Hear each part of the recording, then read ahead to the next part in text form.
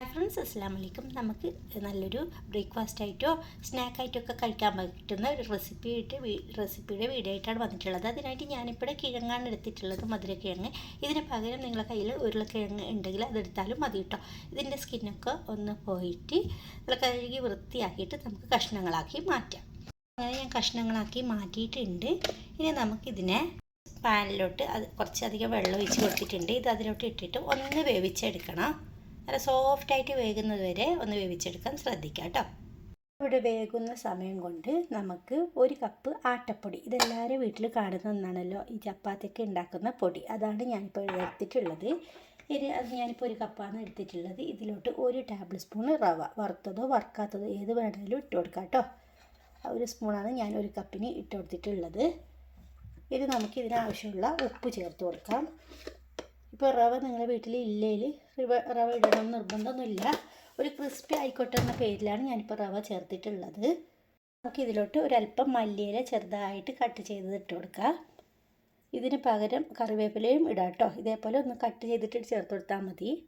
ഇപ്പോൾ ഇതിലിടുന്നത് 1 ടീസ്പൂണ് കരിഞ്ജീരകമില്ല, അതാണ്. ഇതിന് പകരം നിങ്ങൾക്ക് എള്ള് ചേർത്താലും മതി. ഇതിടണമെന്നില്ല. ഇതിട്ടാൽ നല്ല ഹെൽത്തിയാണ്, നല്ല ടേസ്റ്റാണ്. ഈ കരിഞ്ജീരകം ഇട്ടിട്ട് ഇങ്ങനെയൊക്കെ ചെയ്യുമ്പോൾ അതിൻ്റെ പേരിലാണ് ഇപ്പോൾ ഞാനിത് ചേർത്ത് കൊടുത്തിട്ടുള്ളത്. ഇനി നമുക്ക് ഇതിനെല്ലാം ഒന്ന് മിക്സ് ചെയ്തിട്ട് കുറേശ്ശെ വെള്ളം ഒഴിച്ചിട്ട് ഒരു ഡോ ആക്കി മാറ്റാം. ചപ്പാത്തിക്ക് മാവ് കുഴക്കുന്നത് പോലെ ഒന്ന് കുഴച്ചെടുക്കണം. അതിന് മുന്നേ ആയിട്ട് ഒരു കാര്യം വിട്ടുപോയി, ഒരല്പം നമുക്ക് ഇതിൽ നിന്ന് എടുത്ത് മാറ്റാനുണ്ട്. ഇതിൽ നിന്ന് ഒരു 1.5 ടേബിൾ സ്പൂണ് പൊടി മറ്റൊരു പാത്രത്തിലോട്ട് മാറ്റി കൊടുക്കുക. അത്രയും മതി. 1.5 ടേബിൾ സ്പൂണാണ് ഇപ്പോൾ ഞാൻ എടുത്തിട്ടുള്ളത്. ഇതവിടെ മാറ്റി വെക്കാം. ഇനി നമുക്ക് ഇതിലോട്ട് വെള്ളം ഒഴിച്ചിട്ട് ചപ്പാത്തിക്ക് മാവ് വയ്ക്കുന്ന പോലെ ഒന്ന് കുഴച്ചെടുക്കാം. അപ്പോൾ വെള്ളത്തിൻ്റെ അളവ് ഞാൻ പറയുന്നില്ല, ഓരോ പൊടിക്കും വ്യത്യാസമായിരിക്കും. അത് നമുക്ക് എല്ലാവർക്കും പൂരി ചപ്പാത്തിയൊക്കെ ഉണ്ടാക്കാൻ അറിയുമല്ലോ. അപ്പോൾ അതുപോലെ ഒന്ന് കുഴച്ചെടുത്താൽ മതി കൈ വെച്ചിട്ട്. ഞാൻ നല്ല സോഫ്റ്റായിട്ട് തന്നെ കുഴച്ചെടുത്തിട്ടുണ്ട്. ഇത് അവിടെ ഇരിക്കട്ടെ. ഇനി നമുക്ക് നമ്മുടെ കിഴങ്ങൊക്കെ വെന്ത് വന്നിട്ടുണ്ട്. ഇനി നമുക്ക് ഒന്ന് ഉടച്ച് കൊടുക്കണം. നല്ല നൈസായിട്ട് തന്നെ ഒന്ന് ഉടച്ച് കൊടുക്കാം. ഇപ്പോൾ ഇതാ ഉടച്ച് കൊടുത്തിട്ടുണ്ട്. ഇനി നമുക്ക് ഇതിലിട്ട് ഉപ്പിട്ട് കൊടുക്കാം. വേവിക്കുമ്പോൾ ഞാൻ ഉപ്പിട്ടിട്ടുണ്ടായിരുന്നില്ല. നമുക്ക് ഈ ഉപ്പ് ചേർത്തില്ലെങ്കിൽ പെട്ടെന്ന് വെന്ത് കിട്ടും. അതിൻ്റെ പേരിലാണ് ഞാൻ ഉപ്പ് ചേർക്കാതിരുന്നത്. ഇനി ഇതിലോട്ട് ഒരു 1/4 ടീസ്പൂണും താഴെ ചെറിയ ജീരകം ഇട്ട് കൊടുക്കുന്നുണ്ട്. പിന്നെ നമുക്ക് പച്ചമുളക് ചേർക്കാം. ഞാനിപ്പോൾ ഒരു പച്ചമുളക് സ്ലൈസായിട്ട് ഇങ്ങനെ കട്ട് ചെയ്തിട്ടുള്ളതാണ്. പിന്നെ അതേപോലെ തന്നെ ചെറിയൊരു കുഞ്ഞ് കഷ്ണം സവാള, അതും ചെറുതായിട്ട് ഇതേപോലെ ചേർത്ത് കൊടുത്താൽ മതി. ഇത് ഇപ്പോൾ നമുക്ക് ഇനി മസാല വഴറ്റേണ്ട ആവശ്യമൊന്നുമില്ല, ഇങ്ങനെ തന്നെയാണ് റെഡിയാക്കുന്നത്. ഒരു 1/4 ടീസ്പൂണിൽ കുറച്ച് മുകളിലായിട്ടായിട്ട് ഗരം മസാല, അതൊക്കെ നിങ്ങളുടെ ടേസ്റ്റിനനുസരിച്ചിട്ട് ചേർക്കാം കേട്ടോ. 1 ടീസ്പൂണ് മല്ലിപ്പൊടി അതൊന്ന് ചേർക്കുന്നുണ്ട്. 1 teaspoon meat masala, chicken masala, veg masala, ഏത് മസാല വേണമെങ്കിലും ചേർക്കാം. അതൊരു 1/2 ടീസ്പൂണ് തന്നെ ചേർത്തിട്ട് വീണ്ടും നല്ലോണം ഒന്ന് മിക്സാക്കി കൊടുക്കണം.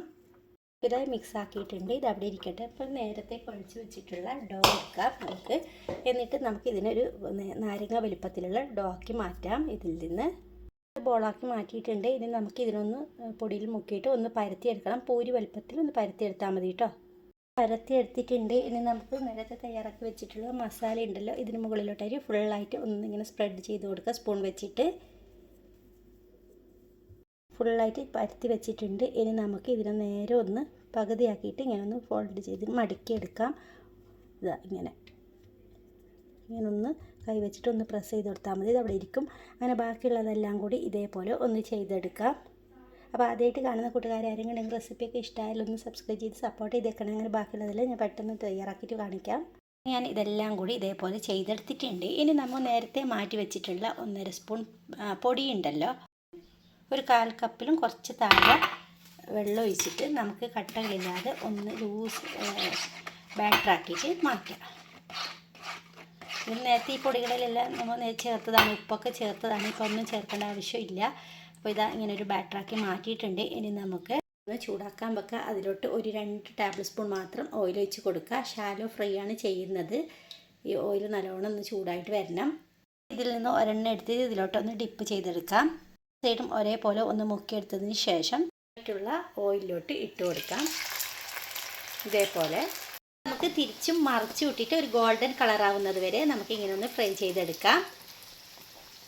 എല്ലാം കൂടി ഇതേപോലെ ഒന്ന് റെഡിയാക്കി എടുക്കാം. ഇത് നല്ലോണം പൊങ്ങി വരും. ഇത് കണ്ടോ ഞാൻ അങ്ങനെ എല്ലാം ഫ്രൈ ആക്കി എടുത്തിട്ടിട്ട് നല്ല വെറൈറ്റി ആയിട്ടുള്ള കാണുമ്പോൾ തന്നെ നല്ല മൊഞ്ചിയുണ്ട്. അപ്പോൾ കഴിക്കാനും നല്ല ടേസ്റ്റാണ്. തീർച്ചയായും നിങ്ങളിത് ട്രൈ ചെയ്ത് നോക്കണം.